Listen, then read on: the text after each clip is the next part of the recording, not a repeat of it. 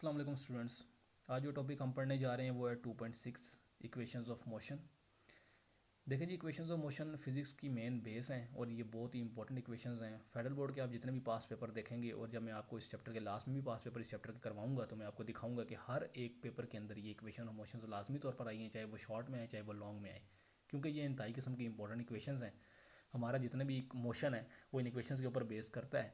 और ये सिर्फ और सिर्फ स्ट्रेट लाइन इक्वेशंस, आप लोगों ने ये बात याद रखनी है कि सिर्फ सिर्फ स्ट्रेट लाइन मोशन की इक्वेशंस हैं, ये सर्कुलर मोशन की इक्वेशंस नहीं है और ना ही ये किसी वाइब्रेटरी मोशन की इक्वेशंस है और ना किसी और की। ये सिर्फ सिर्फ सर्कुलर स्ट्रेट मोशन से लाइन की रिलेटेड इक्वेशंस इक्वेशंस हैं। हैं। ये सर्कुलर जब होगा मोशन तो उसकी अपनी एक इक्वेशंस हैं, वो फर्स्ट ईयर में डिफाइन की गई हैं। उसके अंदर उसके अपने कुछ सिंबल्स हैं, वेलोसिटीज़ के, एक्सेलरेशंस के। हम लोगों ने यहाँ पर जो स्ट्रेट लाइन के लिए पढ़ी हैं टर्म्स, उसमें जो वेलोसिटी, एक्सेलरेशन, डिस्प्लेसमेंट के जो डिस्टेंस के जो सिंबल्स और जो भी उससे रिलेटेड हमने चीज़ें यूज़ की हैं वही हम इन इक्वेशंस के अंदर यूज़ करेंगे और वही हम टर्म्स यहाँ पर डिफाइन करेंगे। Distance, displacement, v i v f वगैरह की और एक्सेलरेशन वगैरह की और टाइम वगैरह की, उसी तरीके से हम वही टर्म्स यहाँ पर यूज़ करेंगे। और ये हमारा सिर्फ और सिर्फ स्ट्रेट लाइन मोशन, आप लोगों ने याद रखना है कि स्ट्रेट लाइन मोशन की इक्वेशंस हैं। तो हम चलते हैं अपनी पहले ग्राफ की तरफ। ये जिसने ग्राफ यहाँ पर बनाया है, आप लोगों ने ये ग्राफ ना सिर्फ फर्स्ट इक्वेशन के साथ बनाना है बल्कि ये ग्राफ सेकंड इक्वेशन के साथ और थर्ड इक्वेशन के साथ, जो मर्ज़ी इक्वेशन आ जाए पेपर में, जो भी इक्वेशन आएगी आपने उसके साथ ये ग्राफ लाजमी बनाना है। अगर वो फर्स्ट के है तो तब भी बनाना है, सेकंड के है तब भी बनाना है, थर्ड के है तो वो तब भी बनाना है। ये ग्राफ आप लोगों ने लाजमी बनाना है। ये ग्राफ तीनों का है। इसमें जो है वो डिफरेंट टर्म्स इसने जो एक्सप्लेन किए हैं, हम उस तरफ चलते हैं। ये देखें जी, सबसे पहले उसने जो है वो वी आई को ऊपर से शुरू किया, थोड़ा सा बजाय इसके ओरिजिन से शुरू करें। ये जिसने वी आई को यहाँ से शुरू किया है, नीचे ओरिजिन से शुरू नहीं किया। ओरिजिन ये था नीचे जहाँ पे ओ लिखा हुआ है जी, यहाँ से शुरू नहीं किया बल्कि ऊपर से शुरू किया है। तो इसकी वजह ये है कि अगर वो यहाँ से शुरू करता तो वी आई ज़ीरो हो जाता। अगर वी आई ज़ीरो हो जाता तो सारी की सारी इक्वेशंस के अंदर वी आई आता ही ना, क्योंकि वी आई हर जगह ज़ीरो होता तो वी आई आता ना। इस वजह से उसने इस लाइन को थोड़ा ऊपर से शुरू किया है ताकि ओरिजिन से शुरू ना हो ये वेक्टर लाइन, और इस वजह से जो है वो ये वी आई कुछ ना कुछ हो। अब देखें जी, एक्सल ये इसने ये लिखा है जी कि ये स्लोप जो है, स्लोप के ऊपर इसने ये जो रेड वाली लाइन है, रेड वाली लाइन के ऊपर इसने लिखा है जी ये एक्सेलरेशन है। इसने रेड वाली लाइन के ऊपर एक्सेलरेशन लिखा है। ये एक्सेलरेशन इसने क्यों लिखा है? ये एक्सेलरेशन इसने इसलिए लिखा है क्योंकि ये स्लोप है जी, और स्लोप ए बी है, जो ए से बी तक का ये जो स्लोप है, लाइन है जो, ये स्लोप जो है वो चेंज को रिप्रेजेंट करता है। मैंने आपको लोगों को पिछले लेक्चर में बताया स्लोप का मतलब चेंज होता है, और क्योंकि एक्सेलरेशन चेंज इन वेलोसिटी को कहते हैं तो ये चेंज इन वेलोसिटी को रिप्रेजेंट कर रहा है। स्लोप वी आई से वी एफ की तरफ ये स्लोप जा रहा है। ये बता रहा है कि जी वी आई से वी एफ के अंदर कितना चेंज आया, तो ये क्योंकि चेंज को रिप्रेजेंट कर रहा है। और चेंज इन वेलोसिटी, ये स्पीड टाइम ग्राफ है, स्पीड टाइम ग्राफ के अंदर जो है वो चेंज इन वेलोसिटी है, ये चेंज इन वेलोसिटी एक्सेलरेशन को कहते हैं। इस वजह से उसने यहाँ पर एक्सेलरेशन यूज़ किया है, यानी कि ये वी आई से वी एफ के अंदर जो चेंज है ये वो है एक्सेलरेशन। इसी तरीके से जी हम लोग अपनी एक और टर्म्स ये जो है ये इनको देख लेते हैं। इसी तरीके से इसने ये टर्म यहाँ पर यूज़ किया गेन इन स्पीड की। ये जो हिस्सा है इसने यहाँ पर ये टर्म इस्तेमाल की है गेन इन स्पीड की। अब ये जो गेन इन स्पीड की टर्म है इज इक्वल टू, इसने इसको 80 लिखा है। अब देखें जी, ये जो है यहाँ पर वी आई लिखा हुआ है इस साइड पर, और ये जो है यहाँ पर वी एफ लिखा हुआ है इस साइड पर। तो अगर आप लोग देखें तो वी आई से वी एफ तक जितना हिस्सा है वो इक्वल है यहाँ से जो बी और सी के दरमियान का जो हिस्सा है। तो वी आई से वी एफ तक क्या हुआ, चेंज हुआ। अगर पहले वेलोसिटी 3 थी तो अब 3 से 10 पे चलेगी, तो क्या हुआ, गेन इन स्पीड हुआ, इंक्रीज़ हुई वेलोसिटी। तो गेन इन स्पीड ही को वी आई से वी एफ तक का हिस्सा रिप्रेजेंट कर रहा है। अगर ये वी आई से वी एफ तक का हिस्सा गेन इन स्पीड को रिप्रेजेंट कर रहा है, ये जो लाइन है यहाँ से लेकर यहाँ तक, अगर ये जो है वो गेन इन स्पीड को रिप्रेजेंट कर रहा है तो इसके जो सामने हिस्सा है यहाँ पे बी से सी तक, ये भी गेन इन स्पीड को रिप्रेजेंट करना चाहिए इसको। तो ये इस वजह से ये गेन इन स्पीड्स ने इसको लिखा है, जो कि 80 के इक्वल है। 80 के इक्वल ये कैसे आया, तो ये जी इधर देख लेते हैं हम लोग। ये देखें जी, ये एक्सेलरेशन का फार्मूला है, ये एक्सेलरेशन का फार्मूला है जी।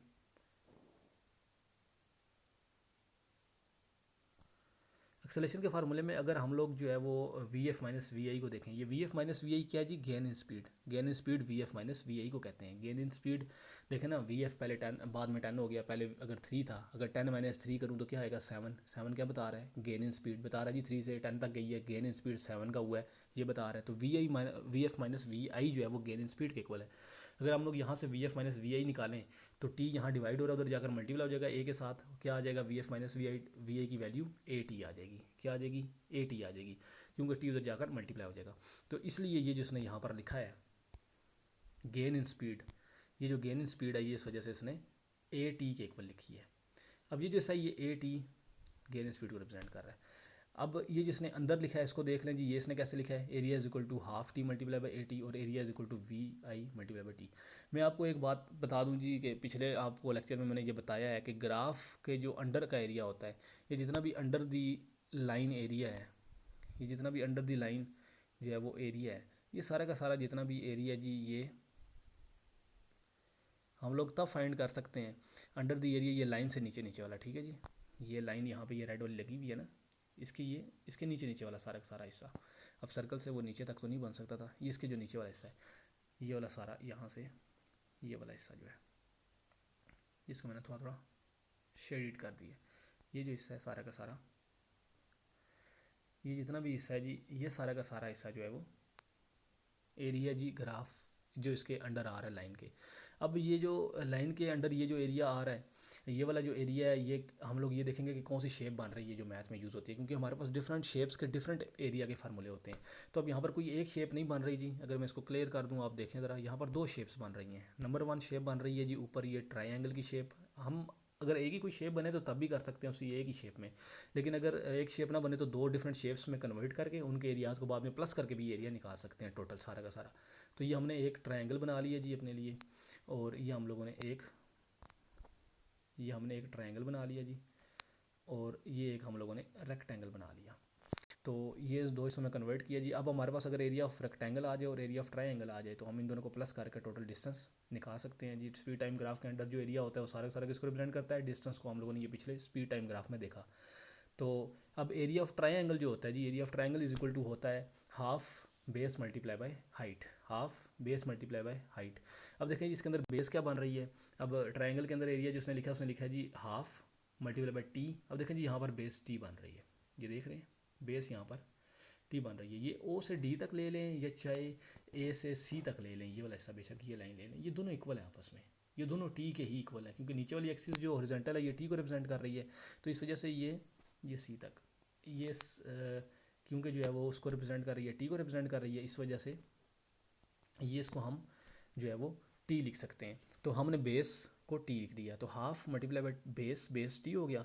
और जो हाइट है, अब देखें जी हाइट कहाँ पर है, हाइट ये है जी, हाइट किधर है जी, हाइट ये है, ट्रायंगल की हाइट ये है जी। ये जो अगर मैं उसकी मेन लाइन के ऊपर लगाऊं तो ये बी से सी तक का हिस्सा बनता है, बी से सी तक का हिस्सा बनता है। इसको हम लोगों ने क्या लिखा जी, गेन स्पीड, गेन स्पीड को हम लोगों ने 80 लिखा। अब ये इसका मतलब है कि हाइट 80 के इक्वल है, तो इस वजह से ये एरिया आ गया half base T multiply by height 80, ठीक है जी।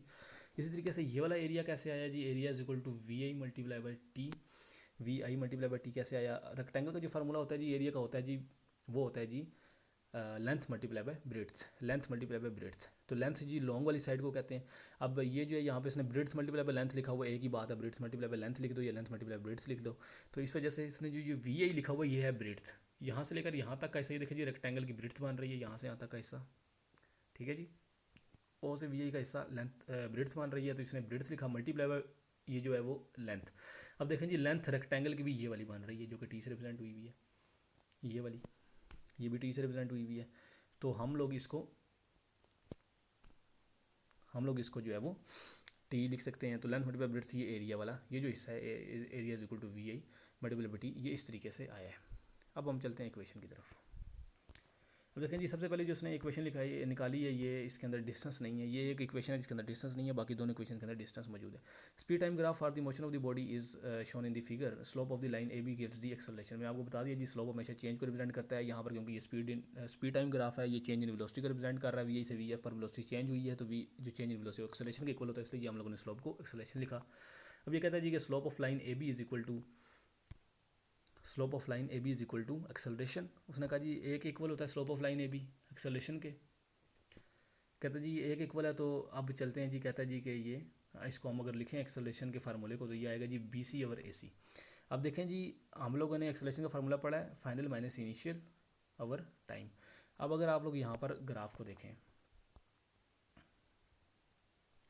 अगर आप लोग यहाँ पर ग्राफ को देखें तो यहाँ पर जो हमारे पास टाइम नीचे रिप्रेजेंट हो रहा है वो ओ डी से हो रहा है, नीचे ओ डी भी लिख सकते हैं, ए सी भी लिख सकते हैं, इसमें कोई अर्ज नहीं है, दोनों बराबर है।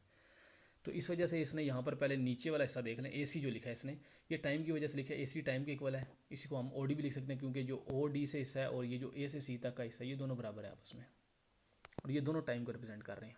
ठीक है जी, ये दोनों एक ही लेंथ है, एक ही रेक्टेंगल की लेंथ है, तो बराबर है ये। इसी तरीके से ये ऊपर जो बी सी आया है, अब देखें जी बी सी, ये जो बी से सी तक है ये चेंज इन वेलोसिटी को रिप्रेजेंट कर रहा है। अगर आप देखें तो ये v I minus we f को रिप्रेजेंट कर रहा है। मैंने भी आप लोगों को इससे पहले भी करवाया, यहाँ पर इस फार्मूले के अंदर ये दिखाया कि ये जब मैं इसको v I minus we f हम मालूम करेंगे, टी को उधर जाकर डिवाइड कर देंगे, टी उधर जा मल्टीप्लाई कर देंगे, टी को उधर जाकर जब मल्टीप्लाई होगा तो 80 बन जाएगा। V I minus we F minus V I को रिप्रेजेंट कर रहा है ये, ऐसा मैंने आप लोगों को पहले भी बताया।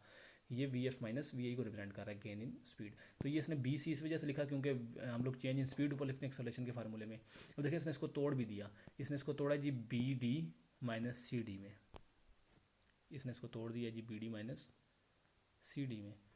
तो ये B D minus C D में तोड़ दिया इसने जी। अब ये बी डी देखें जी बी से डी तक बनता है ये वाला हिस्सा। मैं इधर अगर एक मिनट ये इसको दोबारा लगा दूँ, ये देखें जी बी से डी तक का जो हिस्सा है वो ये बनता है। ठीक हो गया जी। इसी तरीके से अब सी से डी तक जो हिस्सा है वो ये वाला बनता है। अगर आप लोग गौर से देखें, अगर मैं इस बी डी वाले हिस्से में से ये सी डी वाला हिस्सा निकाल दूँ तो पीछे क्या बचता है? पीछे क्या बचा जी? पीछे बचा सिर्फ और सिर्फ ये वाला हिस्सा, ये वाला हिस्सा, और ये हिस्सा बी सी के इक्वल है। तो इस वजह से इसने बी सी को तोड़ा है जी। बी डी पूरी की पूरी जो लाइन है, अगर उसमें से मैं सी डी वाला हिस्सा निकाल दूँ, बी डी लाइन में से अगर सी डी वाला हिस्सा निकालूँ तो पीछे बी सी बचता है। तो इस वजह से उसने इस बी सी को तोड़ा है B D minus C D के अंदर, जो कि इसको तोड़ के लिखा जा सकता है। अब इसने बाद में ये भी लिख दिया है जी कि इसने लिखा है जी कि ये जो बी डी वाला हिस्सा है, ये बी डी वाला हिस्सा वी एफ को रिप्रेजेंट कर रहा है। तो बिल्कुल जी बी डी यहाँ से यहाँ तक ये पूरी अगर लाइन है, अगर ये देखें इधर आकर लेफ्ट पर देखें तो ये देखें जी ये वी एफ के इक्वल है। ओ से लेकर जो वी एफ है ये वी एफ के इक्वल बनता है जी, ओ से लेकर ये वी एफ। ठीक है जी। तो ये जो है वो बी डी जो है वो वी एफ को रिप्रेजेंट कर रहा है। इसी तरीके से जो सी से डी तक का हिस्सा है वो कहता है ये जो सी से डी तक का हिस्सा है वो कहता है जी कि ये वी आई के इक्वल है। तो जी बिल्कुल वी आई के इक्वल है। ये देखें ये यहाँ से वी आई से ओ तक का जो हिस्सा है, ठीक है जी, ये सी से डी तक का हिस्सा बन रहा है। इस तरीके से ओ डी टाइम के इक्वल, तो देखें जी ये ओ डी ये है नीचे, ओ डी बिल्कुल टाइम के इक्वल है, टी से रिप्रेजेंट हुआ है। तो ये टी के इक्वल, इनको यहाँ पर इसने ऊपर वाली इक्वेशन के अंदर ये पुट कर दिया बी डी सी डी और ओ डी की जगह पर। तो ये हमारे पास इक्वेशन यूँ आ गई, A is equal to we F minus V I over T. T को जाकर मल्टीप्लाई कर दें तो we F minus V I is equal to A T आ गया। वी आई को उधर वजह प्लस हो जाएगा, तो वी एफ की वैल्यू आ गई v i plus a t. ये फर्स्ट इक्वेशन हमारी प्रूव हो गई जी। अब हम चलते हैं अपनी सेकंड इक्वेशन की तरफ। सेकंड इक्वेशन में देखें जी, ये कहता है जी कि in speed time graph shown in the figure 2.26 the total distance travelled by the body. अच्छा ये जी डिस्टेंस की इक्वेशन है, इसके अंदर कहता है जी total distance travelled. Total distance travelled किसके इक्वल है जी? टोटल डिस्टेंस ट्रेवल्ड हम लोगों ने पहले भी कहा कि स्पीड टाइम ग्राफ में टोटल डिस्टेंस निकालना हो तो हमें जो लाइन होती है ना, लाइन के नीचे का जितना एरिया होता है वो सारा का सारा एरिया चाहिए होता है। अभी हम लोगों ने इसमें ये सारा कुछ देखा कि ये area is equal to half T multiply by a t कैसे आया, ये area is equal to we I multiply by t कैसे आया। अब ये इन दोनों शेप्स के एरियाज़ हैं, अगर हम इन दोनों को प्लस कर दें ना, ये जो हमारे पास दो एरियाज़ हैं, एक इस ट्रायंगल का जो एरिया है इसको, इसका फार्मूला इसी के अंदर लिखा हुआ है, और एक इसका जो फार्मूला है जो एरिया है इसका अगर एरिया है जो इसको, अगर हम इन दोनों एरियाज़ को प्लस कर दें तो हमारे पास टोटल डिस्टेंस आ जाएगा। अब टोटल डिस्टेंस हम लोगों ने निकालने के लिए इन दोनों को प्लस कर देना है। तो ये देखें जी यहाँ पर वो कहता है जी total distance is equal to total area of rectangle O A C D और ट्राइंगल ए बी सी। तो जी रेक्टेंगल का वहाँ पर आप देख भी लें तो ओ ए सी डी बन रहा है और ट्रायंगल का नाम ए बी सी बन रहा है। तो ये इसने एरिया ऑफ रेक्टेंगल को लिखा जी O A multiply by O D, ठीक है जी, लेंथ मल्टीप्लाई बाय ब्रेड्थ या ब्रेड्थ मल्टीप्लाई लेंथ लिख लीजिए इसको, दोनों सूरतों में ठीक है। तो ये वी आई टी के इक्वल है, मैंने आप लोगों को ये दिखा दिया था, पहले ही समझा दिया शुरू में इस लेक्चर के। इसी तरीके से ये area of triangle A B C जो है वो half multiply by base multiply by height के इक्वल है जी। तो बेस ए सी से रिप्रेजेंट हो रही है और हाइट जो बी सी से रिप्रेजेंट हो रही है, मैंने आप लोगों को लेक्चर के शुरू में बताया। तो ये इस वजह से हम इसको ए सी उसके बाद टी के इक्वल है और बी सी ए टी के इक्वल है, इस वजह से हम लोग इसको half T multiply by a T लिख सकते हैं। ये बिल्कुल उसी वही चीज़ है जो वहाँ पर लिखी हुई है उसके अंदर, मैंने आप लोगों को पहले भी दिखाया। अब ये इसको देखें जिसने जो है यहाँ पर ये लिख दिया जी total area is equal to area of rectangle O A C D plus area of triangle A B C, इन दोनों को प्लस कर दो तो टोटल आ जाता है। ये एरियाज़ वही है यहाँ पर जो area is equal to half T multiply by a t जो लिखा था और area is equal to we I multiply by t जो लिखा था, ये बिल्कुल वही दोनों जो एरियाज़ हैं इन्हीं दोनों को प्लस कर रहा है, यानी half t plus multiply by a t plus v I multiply by t को। ये देखें जी इसने यहाँ पर ये प्लस भी कर दिया इन दोनों को, ये जो डायग्राम के अंदर वाले हिस्से लिखे हुए थे उनको, ये इसने आखिरकार इन दोनों को ऐड कर दिया जी। अगर देखें आप तो मैं इसको दोबारा लगा दूँ,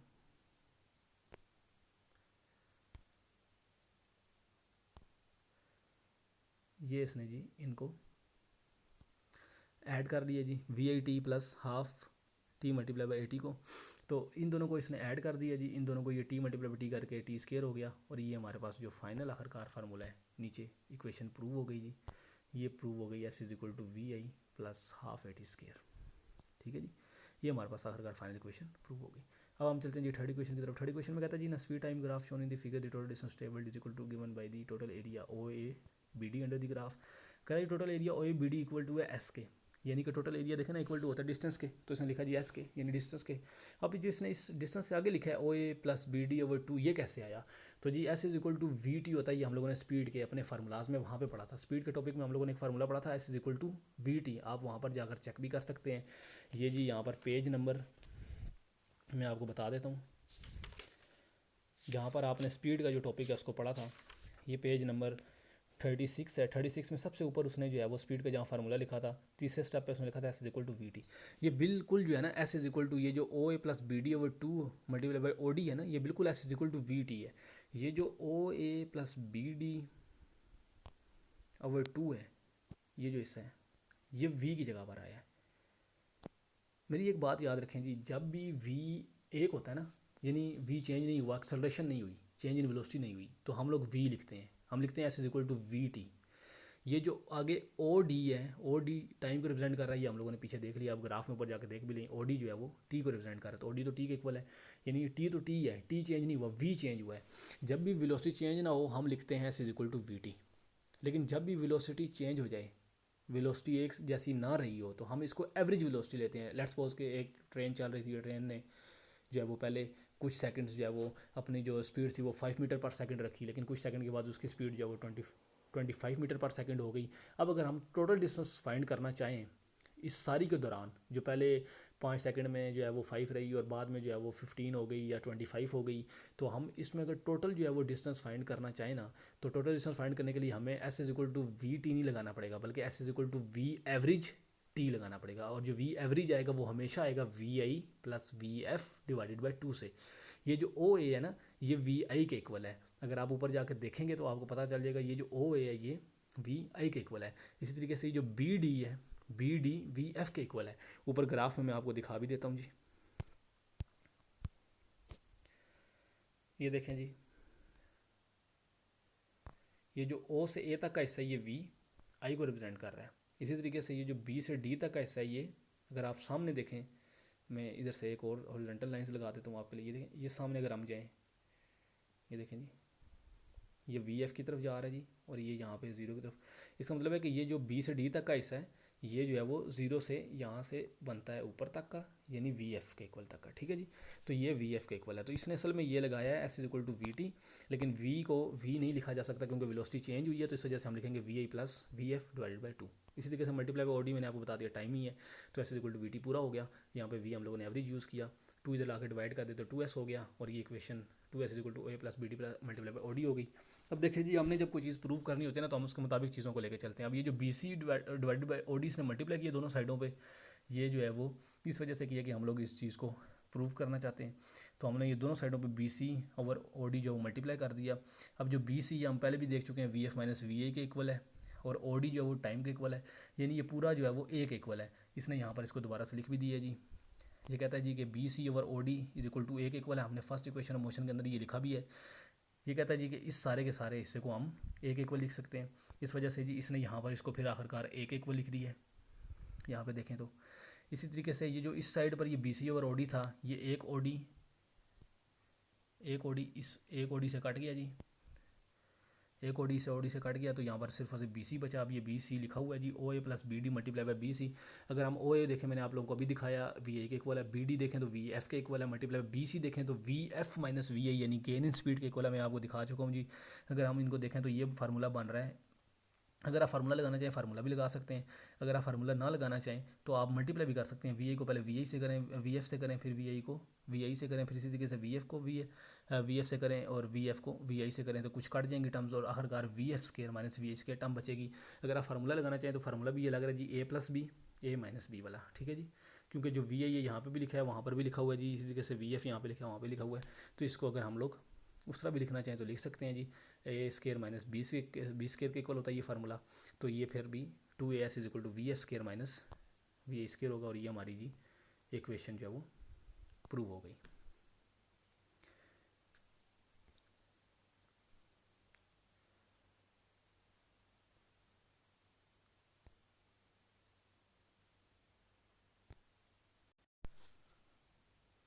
तो हम अपना लेक्चर यहाँ पर कंक्लूड करते हैं जी। हमने तीनों इक्वेशंस ऑफ मोशन पढ़ ली। हमने ये जो इक्वेशंस ऑफ मोशन पढ़ी हैं ये स्ट्रेट लाइन मोशन से रिलेटेड है, ये बात आप लोगों ने याद रखनी है।